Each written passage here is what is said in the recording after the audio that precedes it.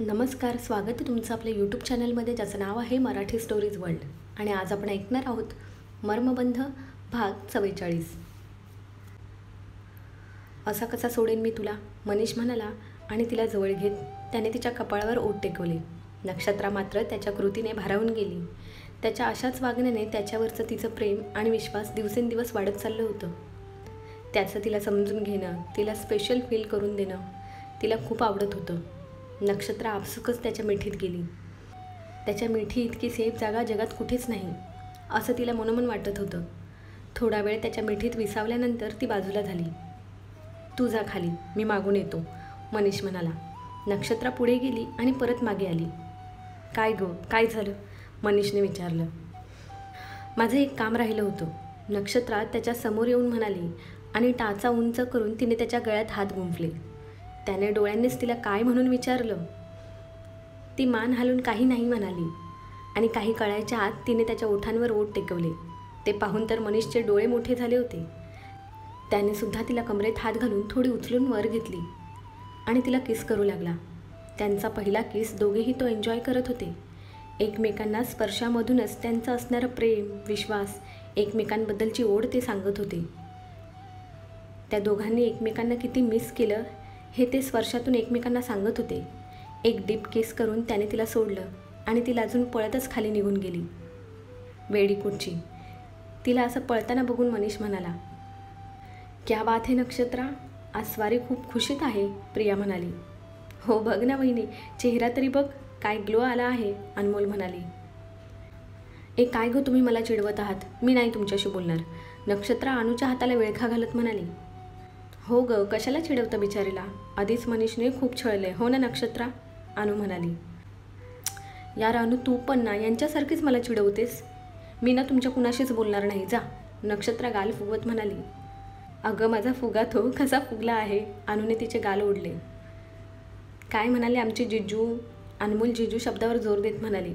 काही नाही, त्याला मला गिफ्ट द्यायचं होतं, नक्षत्रा म्हणाली. गिफ्ट? प्रिया म्हणाली. मग काय गिफ्ट दिलं जिजूने, अनमोलने विचारलं. हे पेंडेंट आणि चेन, नक्षत्रा गळ्यातल्या चेनला हात लावून म्हणाली. हे वाव, सुंदर आहे, प्रिया म्हणाली. हो खरंच खूप सुंदर आहे, अनु पण म्हणाली. हे इट्स रिअल डायमंड, अनमोलने पाहिलं. मज्जा आहे बाबा एका माणसाची, अनु म्हणाली. त्यावर नक्षत्रा गोड लाजली. बरं लेडीज गँग, तुमच्या गप्पा टप्पा झाल्या असतील तर जरा चहा पाण्याचा बघा ना, शेखर म्हणाला. हो आत्ता करते, अनु म्हणाली. अनु आणि प्रियाने सगळ्यांना चहा दिला आणि सगळ्यांसोबत त्या दोघीसुद्धा बसल्या. पुन्हा एकदा गप्पांना उधाण आलं होतं. इकडच्या तिकडच्या गप्पा मारत मारत कधी वेळ गेला कळलंच नाही. मी काय म्हणते शेखर, तुम्ही सर्व शॉपिंगसाठी मुंबईलाच का येत नाही? मनीष आणि नक्षत्राची शॉपिंग आपण तिकडेच करू आणि तुमचीसुद्धा शॉपिंग होऊन जाईल, काय म्हणते सुनंदा, निशिगंधाने विचारलं. मावशी, एक नंबर आयडिया आहे तुझी, अजिंक्य म्हणाला. हो आपण शॉपिंग तिकडेच करूया, सुनंदासुद्धा आनंदाने म्हणाली. ठरलं तर मग, प्रिया म्हणाली. सॉरी पण मला जमणार नाही, माझी खूप कामं पेंडिंग आहेत, शेखर म्हणाला. तसं तर मलाही थोडं डिफिकल्ट आहे, पण मी करेल ॲडजस्ट, अजिंक्य प्रियाकडे बघून म्हणाला आणि तिच्या चेहऱ्यावरती स्मित पसरलं. शेखर, अरे थोडा वेळ काढ, तुझ्यासाठी मी एक पार्टी ऑर्गनाईज करायचा विचार करत आहे. तुला शेखर पुरुषोत्तम गीते म्हणून इंट्रोड्यूस करायचा माझा विचार आहे. सगळ्यांना कळलं पाहिजे, माझा मुलगा शेखर अनाथ नाही, त्याला आईवडील आहेत आणि तो ह्या पुरुषोत्तम गीतेचा मुलगा आहे, पुरुषोत्तम म्हणाले. बाबा त्याची काही गरज नाही, तुम्ही मला भेटलात त्यातच सगळं आलं, गाजावाजा करायची काहीच गरज नाही, शेखर म्हणाला. गरज कशी नाही शेखर, इतके दिवस तू अनाथ म्हणून राहिलास आणि आम्ही निपुत्रिक म्हणून जगलो. आता आम्हाला आमचा मुलगा आहे आणि तुला आईवडील आहेत ही जगाला सांगायची वेळ आली आहे, निशिगंधा म्हणाली. पण आई बाबा, शेखर बोलतच होता की शिवराजने त्याला थांबवलं. शेखर, ते बोलतात ते एकदम बरोबर आहे, ऐक त्यांचं, शिवराज म्हणाले. हो शेखर, पुरुषोत्तम बरोबर बोलत आहेत, दादी म्हणाली. शेवटी सगळ्यांनीच शेखरला समजावलं. ठीक आहे, तुम्ही सगळे म्हणाल तसं, शेखर म्हणाला. पण बाबा ह्या वीकमध्ये जरा कठीणच आहे. संडेला नक्षत्राची आणि मनीषची एंगेजमेंट आहे, त्याची तयारीसुद्धा मला करायची आहे, शेखर म्हणाला. डोंट वरी ब्रदर, त्यांच्या एंगेजमेंटची तयारी आपण सगळ्यांनी मिळून करायची आहे, तू त्याचं टेन्शन घेऊ नकोस, अजिंक्य म्हणाला. हो अजिंक्य बरोबर बोलतोय, आम्ही सगळे आहोत तुझ्याबरोबर, निशांत आणि चंदनसुद्धा म्हणाले. थँक्यू, शेखर म्हणाला. काय यार शेखर, थँक्यू म्हणून लाजवतोस का आम्हाला, की पर्क करतोयस, निशांतने विचारलं. नाही रे निशांत, तसं नाही. तुम्ही तर नेहमीच माझ्याबरोबर उभे असता. प्रत्येक संकटामध्ये दुःखामध्ये तुम्ही माझ्यासोबत होता. मी खूप नशीबवान आहे की मला तुमच्यासारखे मित्र मिळाले, अजिंक्यसारखा भाऊ मिळाला, शेखर म्हणाला. बस बस, पुरे झालं आभार प्रदर्शन, निशांत शेखरला मिठी मारत म्हणाला. माझी एंगेजमेंट असली तरी मी सुद्धा काम करू लागणार आहे बरं का, मनीष म्हणाला. हो तर, उतावळा नवरदेव, सुजित म्हणाला. ए सुजा गप रे, नेहमी बघावं तेव्हा भांडण करायला तयारच असतात हे दोघे. साप आणि मुंगसाची जोडी आहे ही, निशांत म्हणाला. मी काय म्हणतो सुजित, तू पण एखादी मुलगी शोध आता, शेखर म्हणाला. मी लाख शोधेल रे, पण मला कुणी मुलगी दिली पाहिजे ना, सुजित म्हणाला. हे अगदी बरोबर बोललास तू, मनीष म्हणाला. का कोणी मुलगी नाही देणार माझ्या लेकाला, इतका हुशार आहे, वकील आहे, दिसायला सुंदर आहे, निशिगंधा सुजितच्या डोक्यावरून हात फिरवत म्हणाली. प्रिया, तुला कोणी लांबची, जवळची, चुलत, मावस, बहीण आहे का? सावत्र पण चालेल, म्हणजे असेल तर, सुजित म्हणाला. प्रियाने त्याच्याकडे बारीक डोळे करून बघितलं. हे बेनं बहुतेक बिना लग्नाचंच मरतंय, शेखर म्हणाला. मी फक्त विचारत होतो, नसेल तरी ठीक आहे ना, सुजितने सारवासारव केली. नाही, कोणी नाही, प्रिया म्हणाली. जाऊ दे, तू नाराज नको होस, मी शोधते तुझ्यासाठी मुलगी, सुनंदा म्हणाल्या आणि सुजितचा चेहरा खुलला. काका, आम्ही परवा यायचा प्रयत्न करतो, एक दिवस पुरे होईल ना शॉपिंग करायला, अजिंक्यने विचारलं. ते तर आता तुमच्यावर अवलंबून आहे, पुरुषोत्तम म्हणाले. शेखर, तुझं काय, कन्फर्म तू येणार नाहीस, अजिंक्यने विचारलं. हो रे, नाही जमणार मला, शेखर म्हणाला. अनु त्याच्याकडे पाहत होती, तो तिला डोळ्यांनीच सॉरी म्हणत होता. ठीक आहे मग, मी अनु वहिनी आणि नक्षत्राला आमच्याबरोबर घेऊन जाईल, अजिंक्य म्हणाला.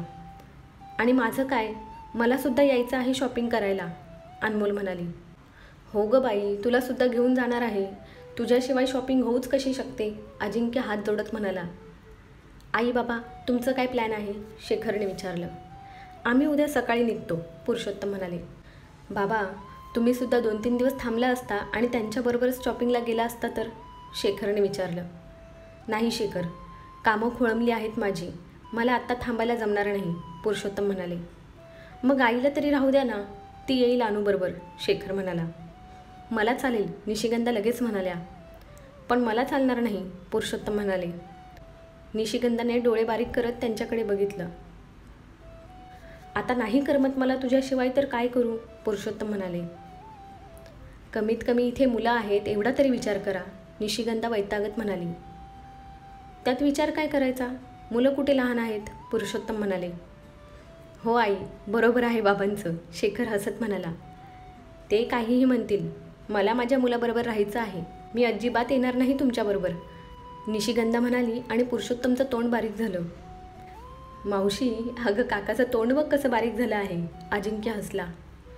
ठीक आहे, जशी तुमची मर्जी राणीसाहेब, पुरुषोत्तम म्हणाले आणि सगळे हसायला लागले. मावशी, काका तुझं सगळं ऐकतात का गं, अजिंक्य म्हणाला. हो तर, सुखी संसाराचा मूलमंत्र आहे हा, बायकोला अजिबात नाराज करायचं नाही. तुम्हीसुद्धा लक्षात ठेवा, पुरुषोत्तम म्हणाले. हो हो, मी तर लक्षात ठेवणार आहे बाबा, मनीष लगेच म्हणाला. त्यावर नक्षत्रा डोळे बारीक करून त्याच्याकडे बघत होती. रात्रीचं जेवण काय करायचं ते शेफला सांगून अनु बाहेर आली.